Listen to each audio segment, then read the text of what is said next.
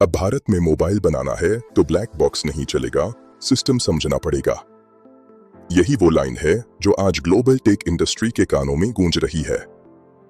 भारत चुपचाप नियम नहीं बदल रहा, भारत खेल का मैदान ही बदल रहा है। सालों तक विदेशी स्मार्टफोन कंपनियां भारत को सिर्फ एक बड़ा मार्केट समझती रहीं, बेचो, कमाओ, निकल जाओ।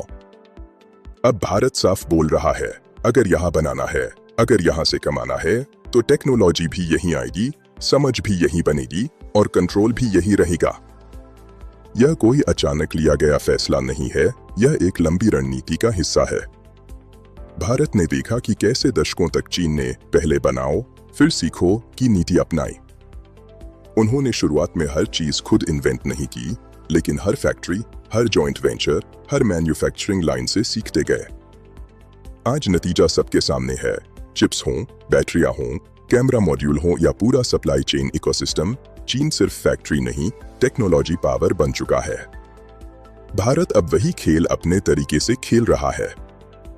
पिछले कुछ सालों में भारत ने साफ संकेत दिए हैं कि ब्लैक बॉक्स टेक्नोलॉजी का युग खत्म हो रहा है।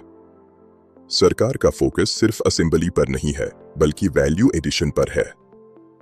ऑपरेटिंग सिस्टम कैसे काम करता है, फर्मवेयर कैसे कंट्रोल होता है, सिक्योरिटी लेयर कहाँ है, डेटा कैसे प्रोसेस होता है, ये सब अब नेशनल इंटरेस्ट से जुड़े विषय बन चुके हैं। भारत पहले ही कई सेक्टर्स में यह स्टैंड ले चुका है। टेलीकॉम में हमने देखा कि कैसे ट्रस्टेड सोर्स का कॉन्सेप्ट लाया गया। कुछ वेंडर्स को सिक्योरिटी कारणों से बाहर रखा गया। सरकार कह रही है कि जो सिस्टम भारत में इस्तेमाल होगा, उसकी जिम्मेदारी भी भारत में समझी जाएगी।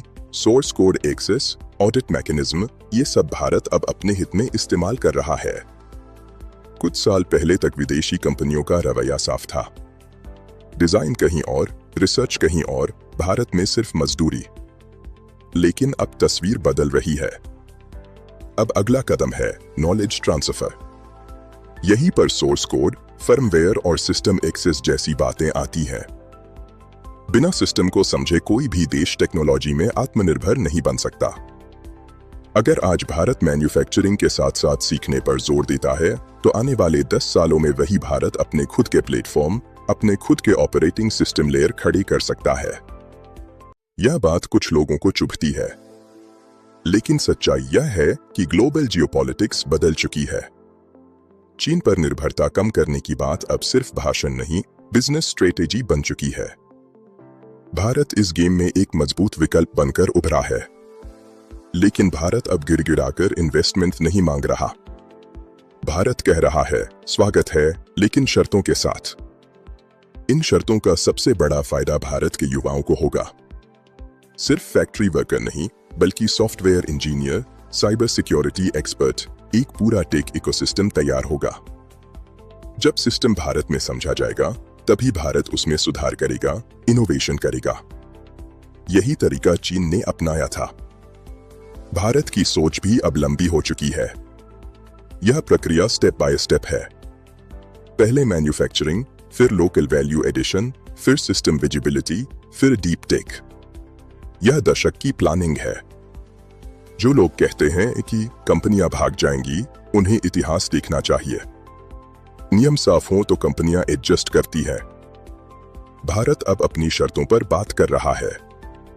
सबसे अहम बात यह है कि यह कदम पूरे देश के भविष्य का है। जिसने सिस्टम समझ लिया, वही कंट्रोल करेगा। भारत अब यूजर नहीं, बिल्डर बनना चाहता है। आज जब कोई विदेशी मोबाइल मैन्युफैक्चरर भारत आता है, तो उसे यह समझना पड़ेगा कि यह 2010 का भारत नहीं है। यह वह भारत है जो सीखना चाहता है, बनाना चाहता है और लीड करना चाहता है। भारत धीरे धीरे लेकिन मजबूती से वही कर रहा है जो हर बड़ी टेक पावर ने किया है। अभ्यास, सीख, सुधार और फिर नेतृत्व। यही असली इंडिया राइजिंग है, नारे में नहीं, सिस्टम में।